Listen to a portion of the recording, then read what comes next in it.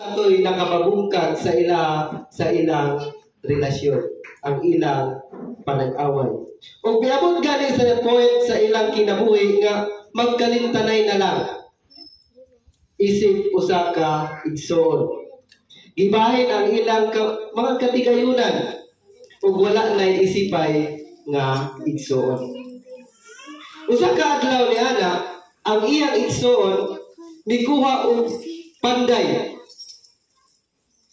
para muhimo og barrier or wall tali sa iyang igsoon ug sa iyaha batok sa iyang igsoon kay dili siya gusto nga makita niya unya sikbit ra gud og yuta dili niya gusto nga makita ang iyang igsoon kay grabe gyud ang iyang kalagot, grabe gyud ang kasakit nga iyang nabati bahin sa maong gibuhat sa iyang igsoon. Unya miingon siya sa iya sa panday nga iyang gikuha.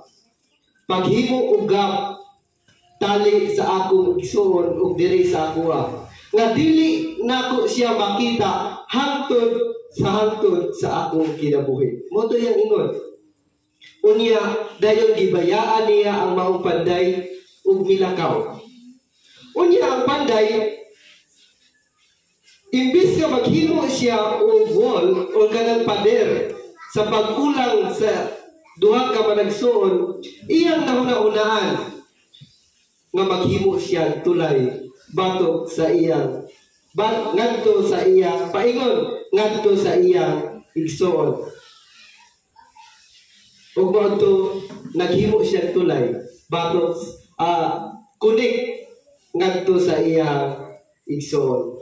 Ug sa pag-abot sa iyang sa tag-iya katong nagpahimo og kanang wall, natingala siya nga ang iyang gipahimo wall man dato para mag-ulang sa ilaha, naghimo man og siyang tulay paingon ngadto sa iyang igsoon.